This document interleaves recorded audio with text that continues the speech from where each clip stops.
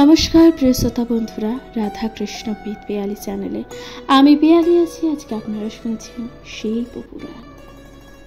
প্রিয় শ্রোতা বন্ধুরা, শিব পুরাণ আপনাদের কেমন লাগছে অবশ্যই আপনাদের গুরুত্বপূর্ণ মতামত জানাতে ভুলে যাবেন না।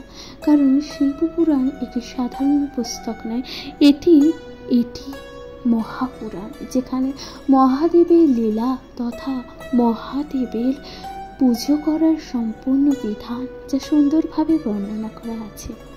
আপনাদের গুরুত্বপূর্ণ মতামত যে একটি সুন্দর ভিডিও উপস্থাপন করতে অনেক বেশি আনন্দ প্রদান করে এবং উৎসাহ প্রদান করে। সুতরাং অবশ্যই আপনাদের গুরুত্বপূর্ণ মতামত দিয়ে জানাবেন। আপনাদের গুরুত্বপূর্ণ মতামত যা অত্যন্তই কামনা করি, অবশ্যই আপনাদের মতামত জানাবেন। প্রিয় শ্রোতা বন্ধুরা, আপনারা শুনবেন আজকে চতুর্থ সংহিতা সনত কুমার সংহিতা, যেখানে ভগবান বলছেন যে 44তম অধ্যায়, অর্থাৎ আপনারা শুনবেন ওঙ্কার নির্ণয়। ব্যাসদেব সনত কুমারকে বললেন, আমি কোনো মতেই ওঙ্কারেশ্বর পরম কথা শুনেও তৃপ্তি পাচ্ছি না, একথা একবার বলুন। দেবী গিরিসুতা কালী নাম নিয়ে ভগবান শম্ভুর সহধর্মিণী হয়েছিলেন। দেবী গিরিসুতা অর্থাৎ কালী নাম নিয়ে ভগবান শম্ভুর সহধর্মিণী হয়েছিলেন। তিনি তার স্বভাব ও চরিত্র গুণে স্বামীর অত্যন্ত প্রিয় ছিল বা প্রিয় হন। এইভাবে পঞ্চায়তনে অবস্থান করত তাদের কাল অতিবাহিত হতে লাগল। লোকযাত্রা প্রবৃত্তির জন্য তারা অবিরাম ওঙ্কারনাথের উপাসনা করতে থাকে। গান্ধর্ব অপ্সরা ও বিদ্যাধরগণ চারিদিকে নিত্য গীত করতে লাগল। বহু বছর পরে মহাদেবের শরীরে ঘাম থেকে প্রমথগণ ভূতনাথের উদ্ভব হল। তারা সেখানে আনন্দে নাচতে লাগলো। সেই সময় নাচতে নাচতে তারা বারবার পতিত ও বিবস্ত্র হতে লাগল। পার্বতী এই দৃশ্য মহাদেবকে দেখালেন। পার্বতী এই যে দৃশ্য কাকে দেখালেন? মহাদেবকে। তিনি বললেন, হে মহেশ্বর, আপনার এ কেমন নৃত্য! আমি আপনার অনেক নাচ দেখেছি, কখনো মন্দর পর্বতে, কখনো কৈলাসে, কখনো বা অন্যত্র। আমি যদি আপনার অনুগ্রহে ভগিনী হই, তাহলে এর কারণ বলুন। কৈলাস নৈব সংদৃষ্টং কদাচিৎ তু ময়া পুরো কারণং কথয় তত্ত্ব যত্তনু গ্রহ ভাগৈ। মহাদেব এ কথা শুনে বললেন, হে দেবী, যে দেব পরাৎপর সাক্ষীভূত নাদ নামে পরিকৃতিত হয়ে থাকেন, তিনি এই স্থানে আছেন। হে গিরিরাজ পুত্রী, ব্রহ্মাণ্ড গর্ভে যত তীর্থ আছে তাদের মধ্যে এই পঞ্চায়তনে শ্রেষ্ঠ ও উত্তম। তবে যে জন্য এতে আমার অধিক প্রীতি হয়েছে তা শ্রবণ করো। জগদম্বার অতি প্রিয় যে কেলি নিবাস স্থান পদ্মাসন, তাতে ব্রহ্মের যে পরম আনন্দ, তার দৃশ্য আনন্দ আমার হচ্ছে। আমি স্থানে নৃত্য করতে করতে চতুর্ভুজ পরম পুরুষকে দেখতে পাচ্ছি।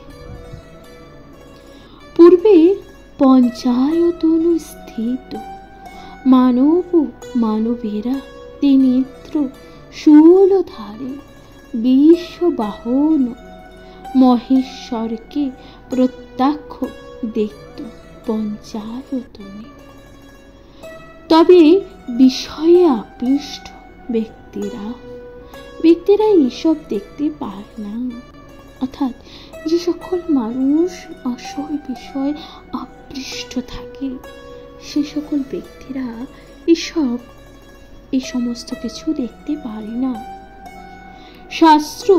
যারা শাস্ত্র বহির্ভূত কার্য করে তারাও পঞ্চায়তন সেবার সমদর্মামি সম্পূর্ণ হয়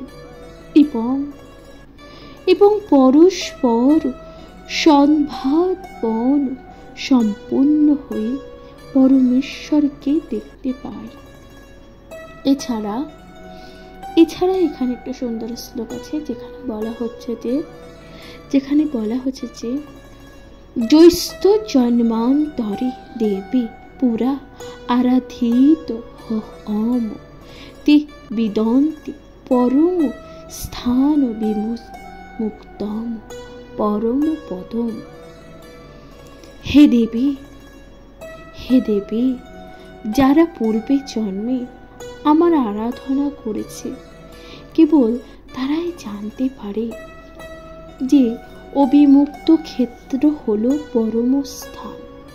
অর্থাৎ তাহলে মহাদেব বলছেন দেবীকে, হে দেবী, যারা পূর্বে জন্মে আমার আরাধনা করেছেন কেবল তারাই জানতে পারে যে আমার অবিমুক্ত স্থান কোথায় বা পরম স্থান কোথায়। ব্রহ্মাণ্ডে যেসব সাধু আছেন তারা বৈশাখী চতুর্দশী তিথিতে বারাণসী ক্ষেত্রকে পঞ্চায়তনবাসী মহাদেবকে দেখবে।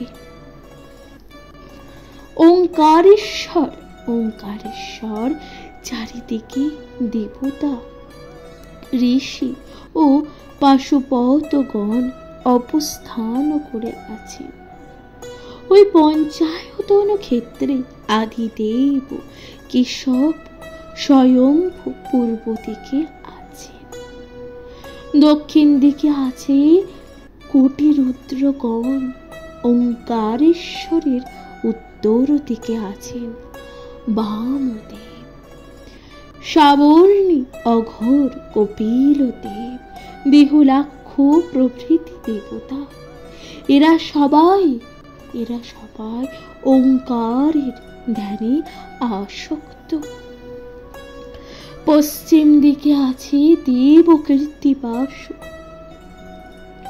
ওইসব দেবগণ মন, বুদ্ধি, অহংকার, কাম, ক্রোধ ও লোভ থেকে এই সনাতন স্থানকে রক্ষা করে। মানুষ দুর্বল গতি লাভ করে এই ওঙ্কার দেবের দর্শন। মানুষ এই যে দুর্বল স্থান লাভ করে ওঙ্কারেও দেবের দর্শনে, ওঙ্কার দেবকে অর্থাৎ ওঙ্কারেশ্বর মহাদেবকে দর্শন করলে মানুষ সেই দুর্লভ গতি লাভ করে। প্রিয় শ্রোতা বন্ধুরা, তাহলে এখানে সমাপ্ত হলো ওঙ্কার নির্ণয় শিবপুরাণ। আপনাদের কেমন লাগছে অবশ্যই আপনাদের গুরুত্বপূর্ণ মতামত জানাতে ভুলবেন না, কমেন্টে লিখতে ভুলে যাবেন না। হরে হর মহাদেব। শুনতে থাকবেন শিবপুরাণ। অবশ্যই আপনাদের মতামত জানাবেন। শুনতে থাকুন শিবপুরাণ। পরবর্তী অধ্যায় 45তম অধ্যায়, যেখানে আপনারা শুনবেন নন্দীর জন্ম বিবরণ। শুনতে থাকুন শিবপুরাণ।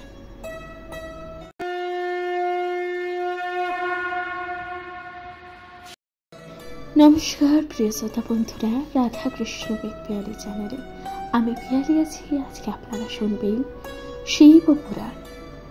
শিবপুরাণের আপনারা শুনছেন ৪র্থতম অধ্যায়, সনত কুমার সংহিতার ৪৫তম অধ্যায়, যেখানে আপনারা শুনবেন নন্দীর জন্ম বিবরণ, অর্থাৎ নন্দীর জন্ম কিভাবে হয়েছিল তারই তথ্য, তারই বিবরণ আপনারা শুনতে চলেছেন। তাহলে শুনতে থাকুন শিবপুরাণ। সনত কুমার বললেন, পূর্বের কোনো এক গল্পে পুষ্পবাহন নামে এক রাজা ছিলেন। সূর্যের সমান ছিল তার তেজ। ভগবান শিব তার স্তবে সন্তুষ্ট হয়ে তাকে একটি সোনার পদ্ম ফুল দিয়েছিলেন। রাজা সেই স্বর্ণ পদ্মটি নিয়ে ইচ্ছা মতন স্বর্গ, মর্ত্য ও পাতাল এবং সপ্তদ্বীপে বিচরণ করতে লাগলেন। কালক্রমে সেই দ্বীপটি পুষ্কর দ্বীপ নামে অভিহিত হল। ত্রিজগতে এমন কোনো স্থান ছিল না, ত্রিজগতে এমন কোনো স্থান ছিল না যেখানে রাজা যেতেন না। ব্রহ্মা তাই তাকে একটি মনের মতন জান দিয়েছিলেন। সেই জন্য দেবতারা তাকে পুষ্পবাহন বলতেন। পুষ্পবাহনের স্ত্রী ছিলেন অসামান্য রূপবতী ও নারীকুলের সম্মানীয়। পুষ্পবাহনের অযত সংখ্যক পুত্র ছিল। তারা সকলেই ছিল ধর্মাত্মা ও ধনুর্বীর। রাজা পুত্রদের গৌরবে ছিলেন গৌরান্বিত, অর্থাৎ সে রাজার সে যে অসংখ্য পুত্ররা ছিল তারা সকলেই ছিল ধর্ম অনুসরণ করত এবং ধনুর্বীর, এবং তারা ধনুর্বিদ্যায় ছিল পারদর্শী। রাজা তার যে পুত্রদের নিয়ে অত্যন্ত গৌরবে তিনি কিন্তু পরিপূর্ণ ছিল। একদিন প্রচেতা মুনি পুষ্পক বাহনের কাছে এসে তিনি বললেন, বিধাতা আমার ওপর এত সন্তুষ্ট কেন হলেন? কিসের জন্য এমন সুন্দরী স্ত্রী এই পদ্মগৃহে দিয়েছেন? এই গৃহ রত্নপূর্ণ ও বহু গাছপালায় শোভনীয় এবং আয়তনও চিরচি বিশাল।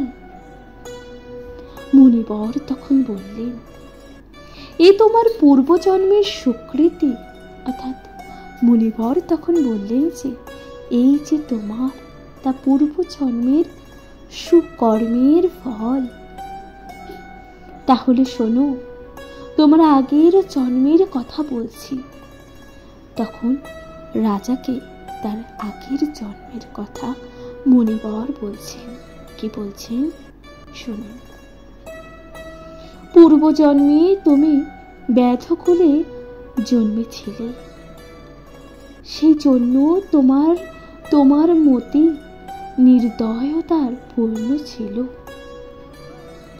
এছাড়া তুমি ছিলে লোকহিংসুক এবং কর্কশ মেচি। তোমার পিতা মাতা, পুত্র কন্যা, বন্ধু বান্ধব কিছুই যে ছিল না, কেবল ছিল তোমার স্ত্রী। পরে কোনো সময় দেশে খরা হলে তুমি খাদ্যের অভাবে চারিদিকে ঘুরিয়েও কোথাও কোনো বনের ফল পেলে না। তখন তুমি একটি পদ্মপূর্ণ সরোবর দেখে সেখান থেকে প্রচুর পদ্ম সংগ্রহ করে অবিমুক্তপুরে যাও।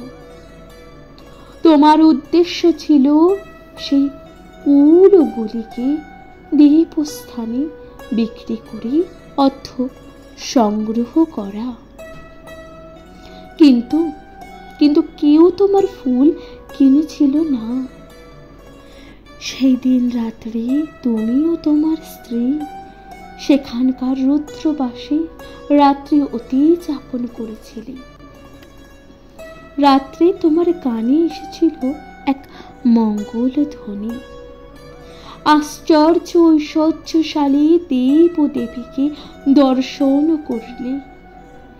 সেই স্থানে তত ভাব সংকল্প ও তত গত চিত্তে দেবতা গান্ধর্ব কিন্নর ও বেদত্ব তত্ত্বজ্ঞ ব্রাহ্মণ সিদ্ধ ও পঞ্চয়াতনে পঞ্চপতির অন্তরে পদ্মকোষ ধারণ করে সব সময় ওঙ্কারেশ্বরের ধ্যানে মগ্ন আছেন। ওই সব দেখে শুনে তোমার শিবের প্রতি ভক্তিভাব হয়ে উঠেছিল।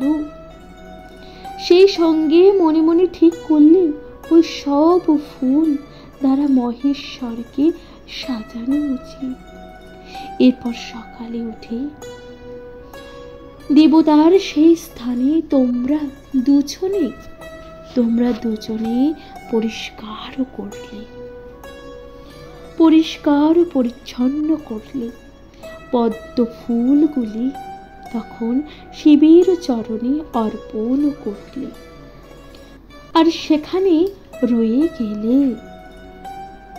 কিছুকাল পরে সেই রুদ্রবাসীর কাছে তোমাদের মৃত্যু হয়।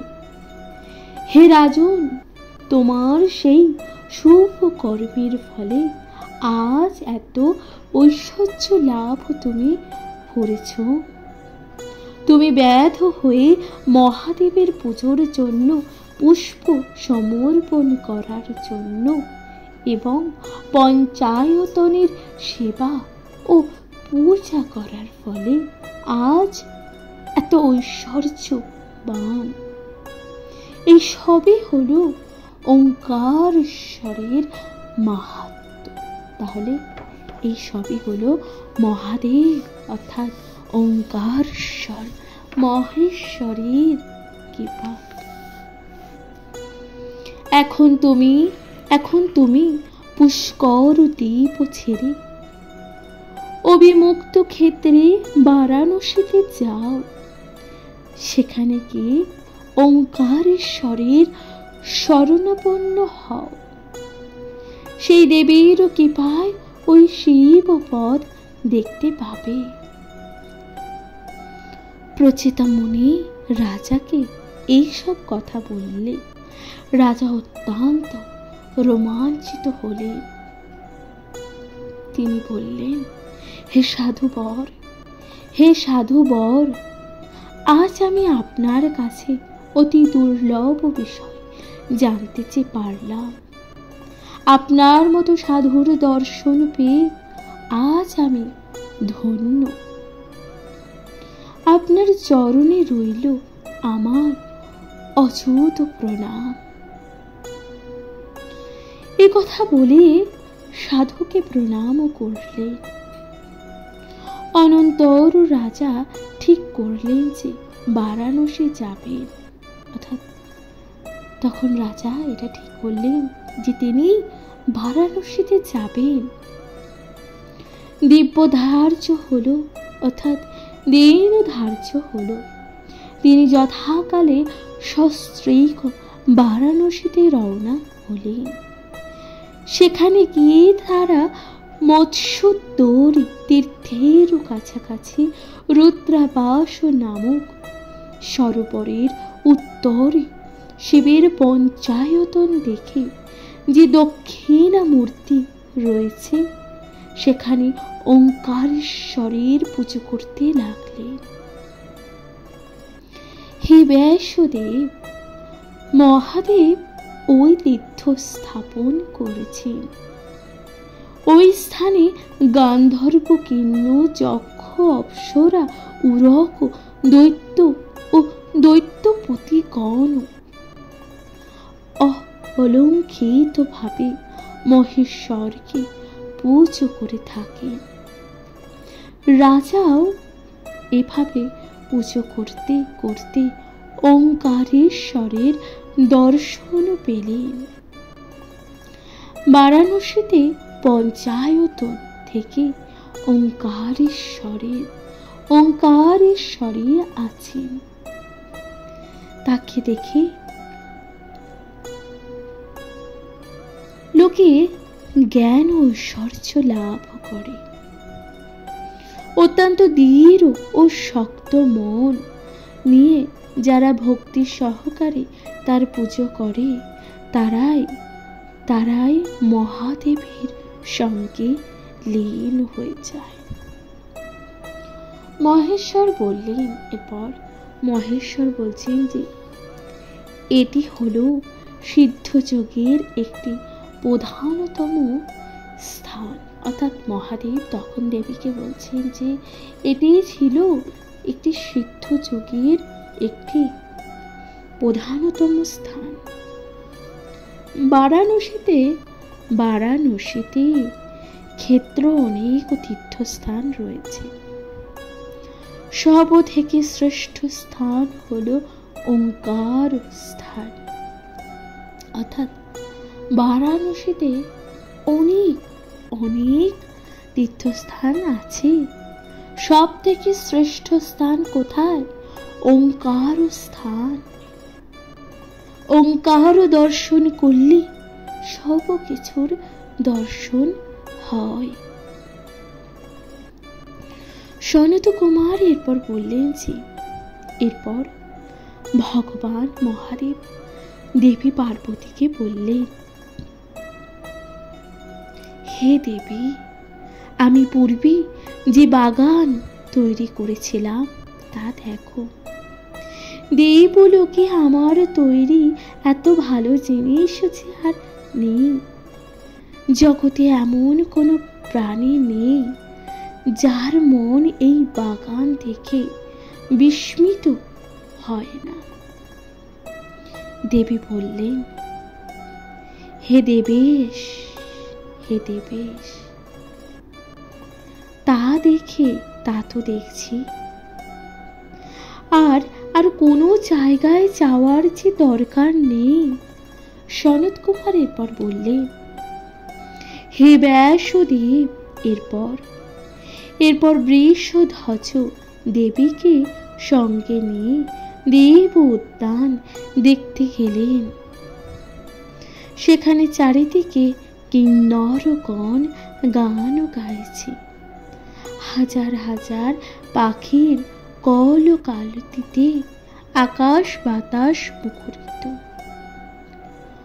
অশোক, চম্পক, পূর্ণাক, প্রিয়ঙ্গ, অর্জুন, বট ও কদম্বের মতন বিশাল বিশাল গাছ শোভা পাচ্ছে। ফুলের গন্ধে চারিদিক মাতোয়ারা। ভ্রমর ভ্রমরেরা দল বেঁধে ঘুরে বেড়াচ্ছে। মহাদেব সেই বাগানে ঢুকে দেবীকে বললে, হে দেবী, দেখো কিন্নরেরা বিমানের উপরে আছে। দেখো এখানে পারিজাত বৃক্ষ ও কল্প বৃক্ষ আছে। অর্থাৎ এখানে কি কি বৃক্ষ আছে? পারিজাত বৃক্ষ ও কল্প বৃক্ষ আছে।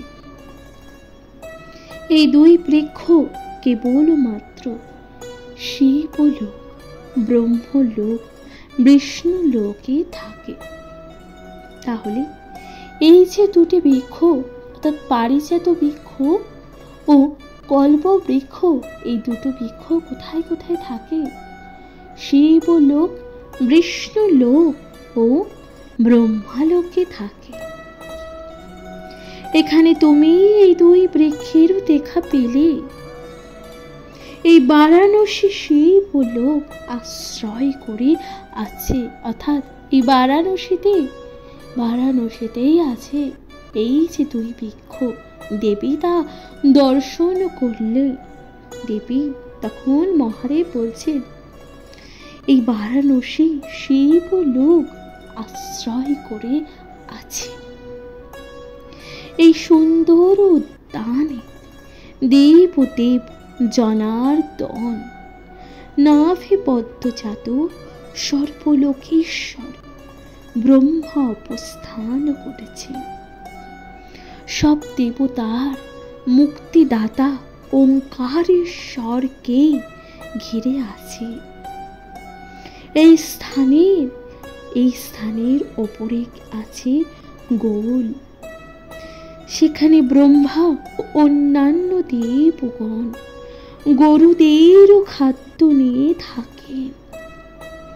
এইখানে এক বর্ণ গাভীদের দুধ আমার মাথায় পড়েছিল। তার ফলে আমি ওপর দিকে তাকিয়ে যাজ্ঞিকদের উপর করণভূত গোদের ঊর্ধ্বদেশে দেখতে পেলাম। গাভীরা আমায় দেখে ভয় পেল, অর্থাৎ গরুরা আমায় দেখে ভয় পেল, কিন্তু আমার তেজের ফলে দগ্ধ হতে লাগলো। এই সকল গো আগে কপিলা বংশে ছিল বলে তখন এক বর্ণ ছিল। পরে আমার দর্শনে তারা বিভিন্ন রঙে হয়। লোক ও মাতা গাভীগণ আমার শরণাপন্ন হয়। তারা সোম উৎপত্তির কারণ হল। তারপর সেই সব গাভীরা আমাকে প্রসন্ন করে বললেন, হে দেবেশ, আপনি প্রসন্ন হন যাতে এই সকল ধেনুর বিনাশ না ঘটে, তা দেখুন। তারপর আমি সেখানে হাজির হলাম গোদের রক্ষা করি বলে সবাই আমায় গোপ্রেক্ষক বলে। মানুষ সেই গোপ্রেক্ষশ্বরকে গিয়ে তাকে দর্শন করলে, পুজো করলে আর কোনো দুর্গতি থাকে না। তারপর আমি খুশি মনে তাদের দর্শন করলাম। পরে তারাও খুশি মনে বিচরণ করতে থাকল। মহাত্মা ব্রাহ্মণ তাদের কৃপা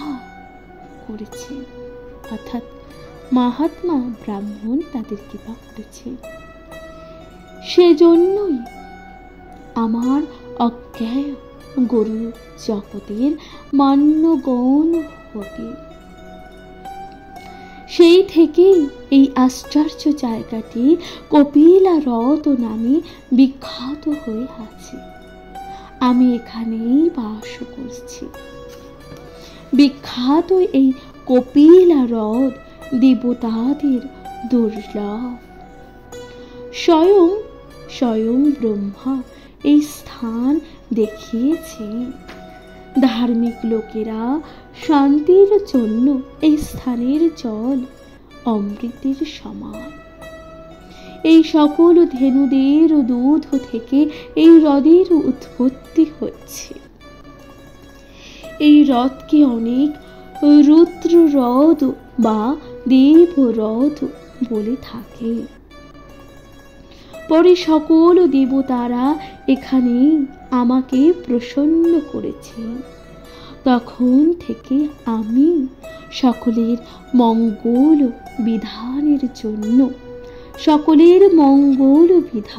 জন্য ও ঈশ্বর নামে এখানে বাস করতে লাগলাম। প্রিয় শ্রোতা বন্ধুরা, তাহলে কপিলা হ্রদ কোথায় আছে এবং কপিলা হ্রদে মহাদেব কিভাবে অবস্থান করেন এবং কপিলা হ্রদ কিভাবেই বা সৃষ্টি হলো, আশা করছি তা আপনারা জানলেন, আপনাদের ভালো লাগলো। এরপর সনত কুমার কি বলছেন? এই হ্রদ অত্যন্ত পূর্ণজনক। যে ব্যক্তি এই হ্রদ দর্শন করে সেই ব্যক্তির দেবলোকে স্থান হতে পারে। এইখানে পরমেশ্বর ব্রহ্মা আমাকে এনে স্থাপন করলেন। তারপর বিষ্ণু আমাকে পুনরায় স্থাপন করে। তা দেখে ব্রহ্মা উদ্বিগ্ন হয়ে বিষ্ণুর কাছে জানতে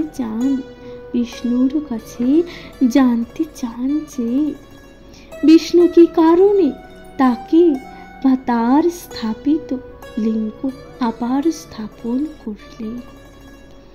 তখন বিষ্ণু বললেন যে এই যে লিঙ্গে আমার অত্যন্ত ভক্তি হলো, সেই জন্যই আমি এই লিঙ্গকে পুনঃস্থাপন করলাম। এখন থেকে এই শিবলিঙ্গের নাম হবে হিরণ্যগর্ভ। হিরণ্যগর্ভ শিবলিঙ্গ তাহলে কে স্থাপন করেছিলেন? স্বয়ং শ্রী বিষ্ণু। তারপর আমি সেখানে সমাহিত হলাম। এই হিরণ্যগর্ভকে দেখলে বা দর্শন করলে মানুষ সমন দপনে বা সদনে যেতে হয় না। তারপর ব্রহ্মা পরম যত্নের সঙ্গে আবারও আমার লিঙ্গ স্থাপন করলেন। তিনি আনন্দের সঙ্গে বললেন যে দেব মহাদেব এই স্বরূপ লাভ করো। তারপর আমি সকল দেবতার সাক্ষাতে ব্রহ্মা ও বিষ্ণুর দ্বারা নিয়োজিত হয়ে তাদের সম্মানের জন্য সূক্ষ্ম হয়ে লিঙ্গের মধ্যে প্রবেশ করলাম। সেই থেকে এখানে আমি সুনীলেশ্বর রূপে ভক্তদের দেখা দিতে থাকি। সেজন্য এই ক্ষেত্র সুনীল নামে প্রসিদ্ধ। যে প্রাণী এখানে প্রাণ ত্যাগ করে তাকে আর এই ভূমণ্ডলে জন্ম নিতে হয় না। হে দেবী এর ফলে ব্রহ্মা ও বিষ্ণু উভয়ই খুশি হলেন। তাহলে মহাদেব অর্থাৎ মহাদেবের লিঙ্গ পুনর্স্থাপন করেছিলেন শ্রী বিষ্ণু, যেখানে তার নাম হলো হিরণ্যগর্ভ, এবং ব্রহ্মদেবও একটি শিবলিঙ্গ প্রতিষ্ঠা করেছিলেন, তার নাম হলো সুনীলেশ্বর মহাদেব। প্রিয় শ্রোতা বন্ধুরা, আপনারা জানলেন এই যে দুটি শিবলিঙ্গ এবং এই দুই স্থানের মাহাত্ম্য। এরপর সনত কুমার বলছেন, দৈত্যগণ এখানে বাস করতে লাগলেন। তারা দেবতাদের কণ্টক স্বরূপ হতে লাগলেন। তারপর এক সময় আমি বাঘের রূপ ধারণ করে তাদের শেষ করলাম। সেজন্যই আমি ব্যাঘ্রেশ্বর নামে পুজো পেয়ে থাকি। তাহলে মহাদেবকে যে ব্যাঘ্রেশ্বর বলা হয় কেন? কারণ মহাদেব বাঘের রূপ ধারণ করে রাক্ষস অর্থাৎ দৈত্যদের উৎখাত করেছিল এবং দৈত্যদেরকে হত্যা করেছিল, নাশও করেছিল। সেই কারণে মহাদেবকে ব্যাঘ্রেশ্বর মহাদেব নামে পুজো করা হয়। এই ব্যাঘ্রেশ্বরকে দেখলে মানুষের দুর্গতি নাশ হয়ে থাকে। আগে ব্রহ্মা উৎপল ও বিমল নামে দুই দৈত্যকে সৃষ্টি করে। তারা ছিল দেবতাদের অবদ্ধ। তুমি তাদের বিনাশ করেছ। তোমার অজ্ঞাতে এখানে নির্বাণ নামে সুর অসুর ছিল। তাদের পূজিত এক হ্রদ ছিল। মানুষ এই হ্রদ দেখলে বন্ধন পাশ থেকে মুক্ত হয়। আগে আমি ওই স্থানে আছি, পরে প্রথম গণের সঙ্গে এখান থেকে চলে যাই। ওই শ্রেষ্ঠ স্থানকে পুণ্য স্থান বলা হয়। এখানে এসে আমার লিঙ্গমূর্তি দর্শন করলে মানুষ জন্ম মৃত্যুর মতন দুঃখের যন্ত্রণা বিদ্ধ হয় না। এখানে চারিদিকেই আমার লিঙ্গ স্থাপিত আছে। কিছুদিন থেকে আমি এই স্থান বাস করেছি। সেই থেকে কখনো স্থান আমি ত্যাগ করি নাই। সেজন্যই এই স্থানের নাম অবিমুক্ত ক্ষেত্র হয়েছে। আগে সুরাসুরের এখানে নানান স্তব পাঠ করত। সেই জন্য মাটি ভেদ করে আমার লিঙ্গ ওপরে উঠে আছে। দেবতারা তা দেখিয়েছিলেন। তখনই দেবতারা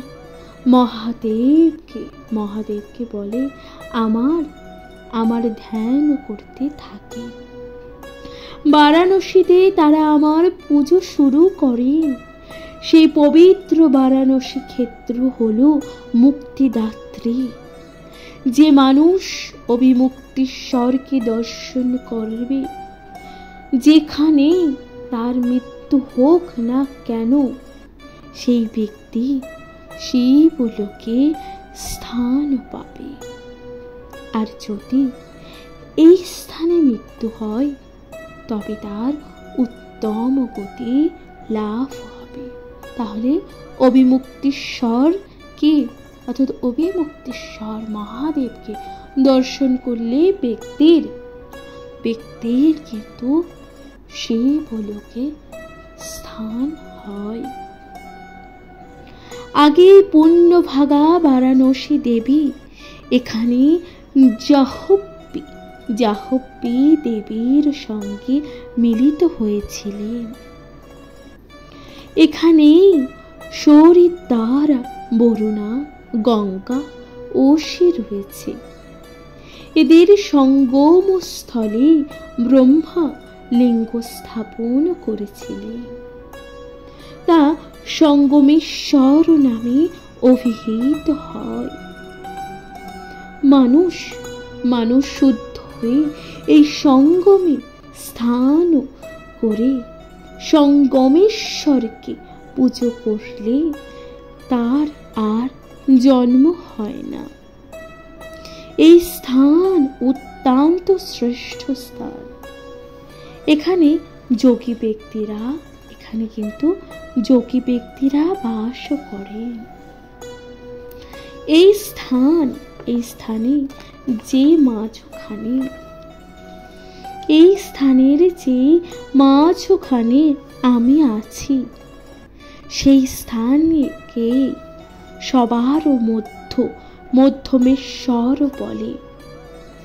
আমার মোক্ষার্থী পূজকেরা এখানে বাস করেন। এখানে আসলে মানুষ আর জন্ম মৃত্যুর মতন দুঃখ ভোগ করে না। এই লিঙ্গটি স্থাপন করেছিলেন ভৃগু ঋষির ছেলে শুকদেব। শুকেশ্বর নামে এই লিঙ্গে কেবল সিদ্ধগণ আগে পুজো করতেন। মানুষ যদি এই লিঙ্গের দর্শন পায়, তবে সকল পাপ থেকে মুক্ত হতে পারে। এখানে দেহত্যাগ করলে আর কখনোই জন্ম নিতে হয় না। আগে ব্রহ্মা জম্বুক রূপ ধারণ করে নদীর তীরে দেবতাদের সঙ্গে দেবকণ্টকীভূত দুই দানবকে বিনাশ করেছিলেন। দেবতারা গোমায়ুর দ্বারা বধ হওয়ায় ভয় করলে আমি তাদের সান্ত্বনা দিয়ে বললাম, আগে আমিও শিয়াল রূপ ধারণ করে অনেক দানবকে বিনাশ করেছি। পরে সেই দেবতাগণ আমার অজ্ঞায় অনেক লিঙ্গ স্থাপন আছে, সেই সব লিঙ্গ দর্শন করলে অবশ্যই পুণ্য হয় এবং সকল মনের বাসনা পূর্ণ হয়। এখানে সূর্য এক লিঙ্গ স্থাপন করেছিলেন, সেই লিঙ্গই গম্ভীরেশ্বর নামে প্রসিদ্ধ। তাহলে সূর্যদেবও এখানে একটি লিঙ্গ স্থাপন করেছিলেন, সেই লিঙ্গ কি নামে প্রতিষ্ঠিত? গম্ভীরেশ্বর নামে প্রসিদ্ধ। কল্পান্তরে সেই লিঙ্গ খুবই মঙ্গলজনক ও যমের ভয় থেকে মুক্তি দেয়। যম এক লিঙ্গের স্থাপন করেছিলেন, তা দেখলে মানুষ মুক্ত হয়। ঈশ্বর স্থাপিত এক লিঙ্গ আছে, যে মানুষ ওই ঈশ্বর স্থাপিত লিঙ্গ দর্শন করে সে নিষ্পাপ হয়ে বন্ধন পাশ থেকে মুক্ত হয়। সেজন্যই এই ঈশান লিঙ্গ হলো শ্রেষ্ঠ। এইসব পবিত্র স্থানের কথা তোমায় বললাম। এই মহাক্ষেত্রের কিছু গোপন স্থানের কথা বলছি।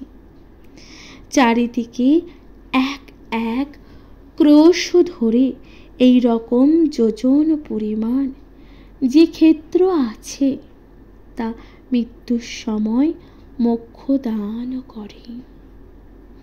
গঙ্গা ও হিমালয়ের মাঝে যে অবস্থিত কেদার খণ্ডে যে আমাকে দর্শন করে, তার প্রথমে গানপত্য ও পরে মোক্ষ লাভ হয়। গানপত্যই মুক্তির প্রধান মুক্তি। যেহেতু গানপত্যের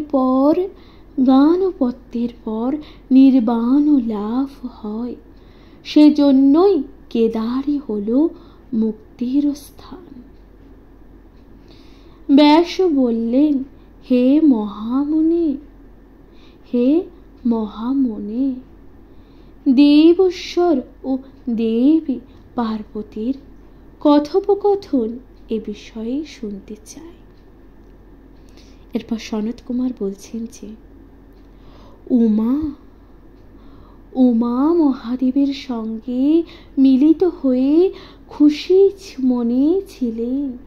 তারা দুজনে মিলে শিলাদের পুত্রকে যোগী করেছিলেন।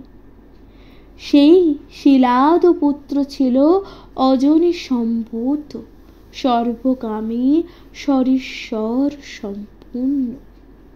তিনি জগৎপতি, কল্যাণদাতা মহাদেবকে আরাধনা করেন।